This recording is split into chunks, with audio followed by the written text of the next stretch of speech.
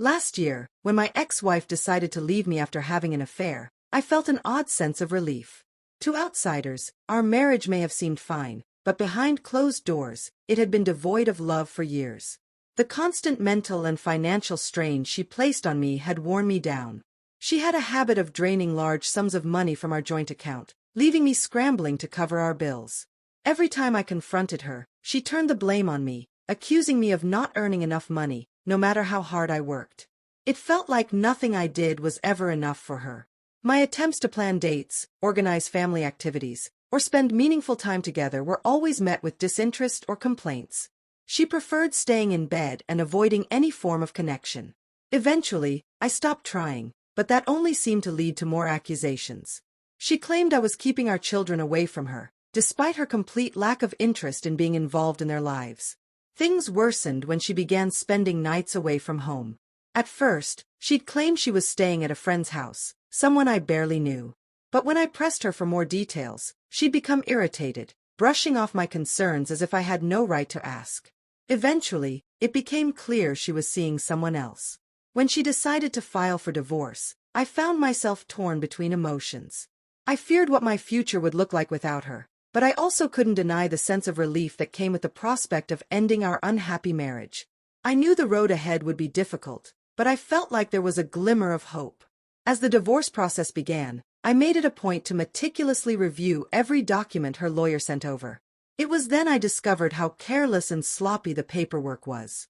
There were glaring mistakes. My name was misspelled, our birth dates were wrong, and our child's name and birth date were completely inaccurate.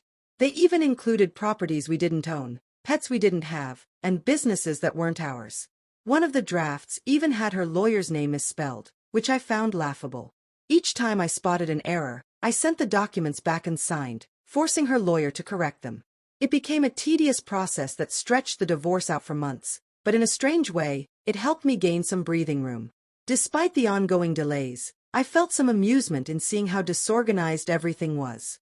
The sheer number of errors made the whole situation a little easier to bear. I wasn't rushing into anything.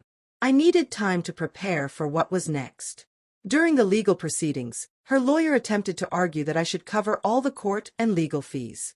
However, I managed to make a convincing case that the delays were due to their repeated mistakes, not my fault. The judge sided with me, and I didn't have to pay those fees. After the divorce was finalized, my ex-wife moved in with the man she had left me for. It wasn't long before I learned he wasn't the knight in shining armor she thought he was. He turned out to be abusive, and when I changed my banking passwords to cut her off from any more financial access, she suddenly realized how much she had been relying on my income. It also became clear that she had been mismanaging the house we were living in.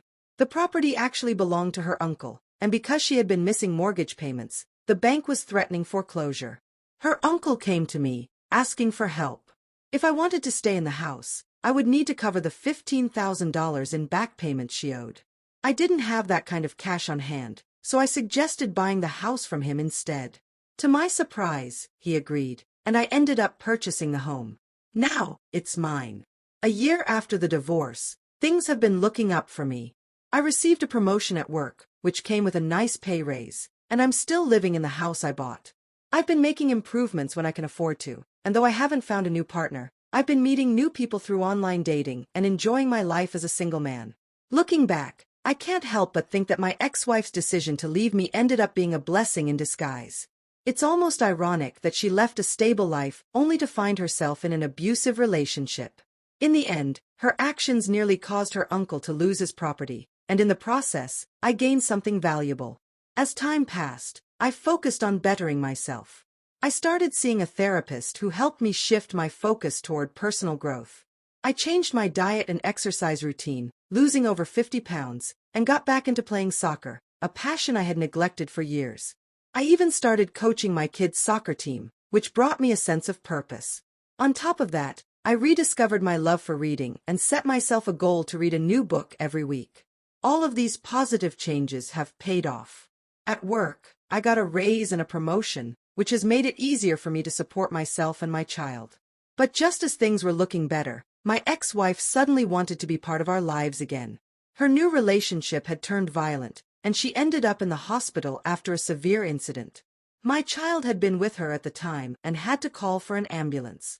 Despite the clear evidence of abuse, my ex refused to press charges or admit what had happened. Not long ago, I attended a family party, where my ex-wife's side of the family tried to convince her that we were still in love, but nothing could be further from the truth. I was polite, but I kept my distance. Her actions during our marriage had hurt me deeply, and I've moved on. She may have been content with the way things were, but I was emotionally and financially drained. Her affair, her constant demands, and her emotional neglect had taken everything from me. It's clear to me now that her leaving was the best thing that could have happened. I found my strength, and I'm building a life that's far more fulfilling than anything I ever had with her. As hard as it was, I can honestly say that I'm happier now, and I'm not willing to let her back into my life.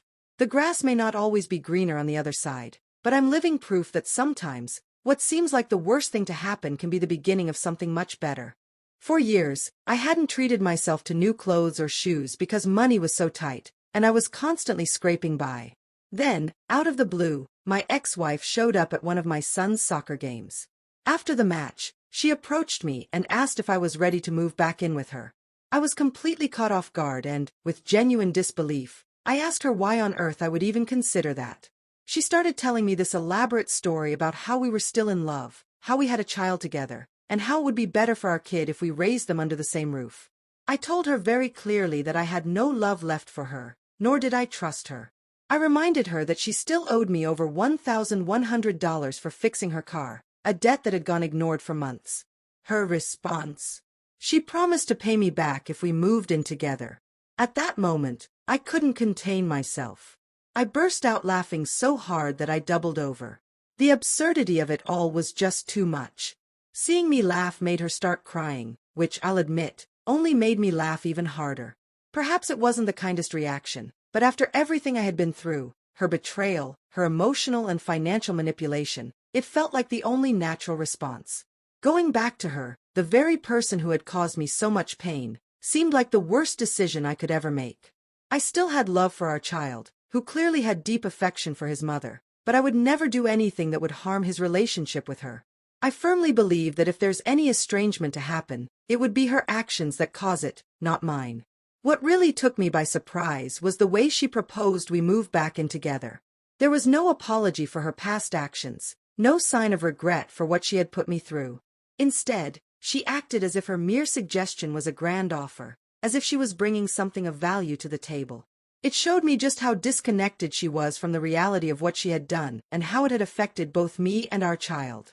To make matters worse, I also had to deal with the painful memory of our child witnessing his mother in an abusive relationship. That's something no child should have to go through, and it only reinforced my belief that I needed to fight for full custody, to protect him from being subjected to that kind of environment again. Moving on to more recent events, I've met someone really special. Healing from everything that happened will take time, but I'm hopeful that we can all find our own versions of happiness, whether in our relationships or on our own. November 3rd marked the first anniversary of my divorce, and since then, I've been focused on bettering myself. Therapy has helped a lot, and I've been dating. I've met some amazing women, and though not every connection was perfect, it's been refreshing to experience life with a clean slate. But then, something unexpected happened. My ex-wife came across a Facebook post that my girlfriend, Sher, had shared. We had gone on a wonderful weekend trip together, enjoying great food, drinks, and plenty of laughs. It was a memorable time, and Sher wanted to share our photos. Normally, I'm not big on posting about my relationships, but I really like Sher, so when she asked if she could post the pictures and tag me, I was happy to agree.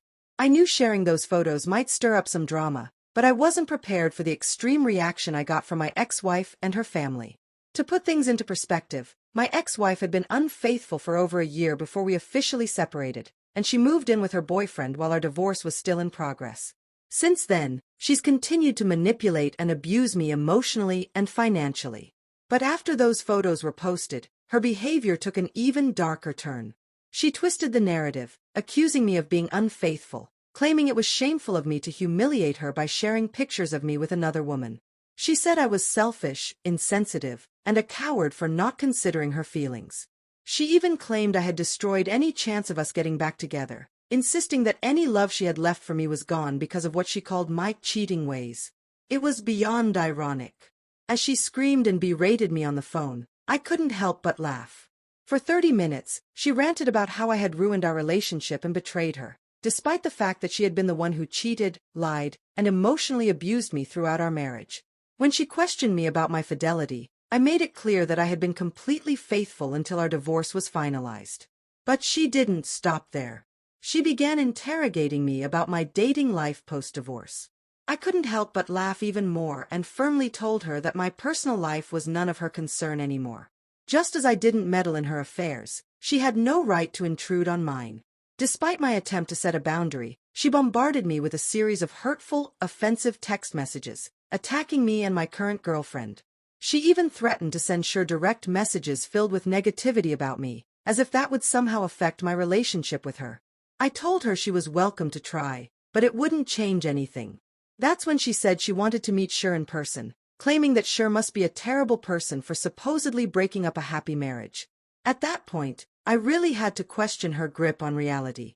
I reminded her bluntly that our marriage had ended over a year ago and that it was her who had cheated, left me, and filed for divorce. Then, in an unexpected twist, she broke down in tears, confessing that she had been holding on to hope that we might somehow reconcile. She complained that it was unfair that I had moved on and found someone else to spend time with, insisting that I should be focusing on doing things with her and our child as if we were still a family. It was a stark reminder of how disconnected from reality she had become, unable to face the consequences of her own actions that had led to the end of our marriage. Recently, my ex-wife admitted that she's unhappy in her current relationship. She mentioned that her boyfriend doesn't treat her well. Honestly, I wasn't surprised. I had suspected as much for a while, but hearing her say it didn't bring me any satisfaction. Instead, I felt a kind of distant empathy. It's a reminder that, despite everything, I don't want anyone to be hurt. But at the same time, I know that my future is brighter now that I'm no longer tangled in her toxic behavior. It's been a long journey, but I'm in a better place. I've found someone who makes me happy, and I'm looking forward to building a future without the weight of my past holding me back. I truly have no feelings left for her, and I have no desire to revisit the past or get back together with her. In fact, I'd prefer it if we never had to interact again. But on a brighter note, my life is going incredibly well. I found happiness with my girlfriend, Cher, who brings an immense amount of joy into my life. She's the last person I talk to before bed and the first one I reach out to when I wake up. We're planning another trip together soon, and I can't wait to create more memories with her. I'm fully aware that sharing photos from our trips might upset my ex-wife, but honestly, living my life with happiness and positivity is far more important to me than any backlash. It's become clear to me now that my ex has always tried to paint me as the villain, classic narcissistic behavior. To everyone offering advice, you're absolutely right. My interactions with her should be solely about our child, and I should avoid getting dragged into pointless conversations. I'm also prepared for the possibility that she might try to spread lies about me, but I'm choosing to focus on moving forward in a healthy and positive direction. Reflecting back, I can pinpoint the exact moment everything changed for me. It was March 21, 2022. The night before, I discovered not just one affair, but evidence of another, possibly more. After 23 years of marriage, 2 biological children, and a stepchild, I spent a year trying to salvage our relationship. But her ongoing struggles with mental health, PTSD, substance abuse, and secretive behaviors, like finding a second phone she was using, made it clear that reconciliation was impossible. The breaking point came when she fired a gun into my side of the bed. That terrifying moment made me decide to end things once and for all. I filed for divorce in April, and by June, it was over. The sense of relief I felt was overwhelming. It was like I had been given a second chance at life. Up until that point, I hadn't fully realized just how much stress and fear I had been living under. Looking back, I see where I went wrong. After discovering her betrayal, I rushed into trying to fix things without addressing the deeper issues. We didn't seek therapy right away, which was a huge mistake. By the time we started therapy, it was already too late to make a difference. Our children had lost all respect for their mother, and I was left feeling a mix of devastation, humiliation, anger, and grief. I was barely getting through the days, feeling numb and exhausted. In April of last year, I was overwhelmed by the number of people who reached out offering their support when my ex-wife launched a smear campaign against me on social media. She accused me of everything from abuse and rape to stealing a significant amount of money, conveniently leaving out her own actions. I responded by posting a brief public service announcement to clear my name. I stated that none of her accusations were true and understood if some people needed to distance themselves from me, but I hoped others would give me the chance to prove my innocence. Meanwhile, I focused on improving myself, getting in shape, dropping from 250 to 185 pounds, and making a significant career move that led to a promotion. During this time, I had planned to enjoy a summer of casual dating, but it turned out to be so much more than that. An old high school classmate of mine, who lived far away, reached out. She was going through a similar breakup, having discovered her partner's betrayal 6 months after mine. We started checking in with each other regularly, offering support and understanding. When I had to travel to Knoxville for work, we found ourselves texting late one night, catching up and sharing our experiences. I had been looking forward to experiencing some live music during my stay, talking about how exciting the 2 nights ahead of me were. But my summer didn't unfold as I initially expected. It wasn't a series of casual flings. Instead, it was filled with beach outings, live music, distillery tours, since she really enjoys whiskey, and simply having the kind of fun I hadn't experienced in years. As the summer transitioned into fall, our relationship deepened. We met each other's families, spent Thanksgiving with hers, celebrated Christmas together, and even took a trip to Las Vegas for a long weekend over the Super Bowl. All of these experiences brought us closer, and now, as I celebrate my 52nd birthday, I can honestly say I'm genuinely happy. The last couple of birthdays were rough, but this one feels special and exciting because she's about to move in with me. She found a job in my city, and while she's decided to keep her own house, she's letting her daughter rent it out. If a friend were in my situation, I might have advised caution, saying it's too much, too soon, but for us, it feels like the right move. We're not rushing into marriage. We're just 2 people who are tired of trying to match our schedules and missing out on time together. We're moving in to see if our relationship is as strong as we believe it to be. As for my ex, she still sends me drunk texts often, saying she wishes we were still together. Half the time, they're apologies, and the other half, she still blames me for everything that went wrong. The truth is, I'm much happier now without her. I'm less stressed, and I've met someone incredible who's way more than I ever expected to be with.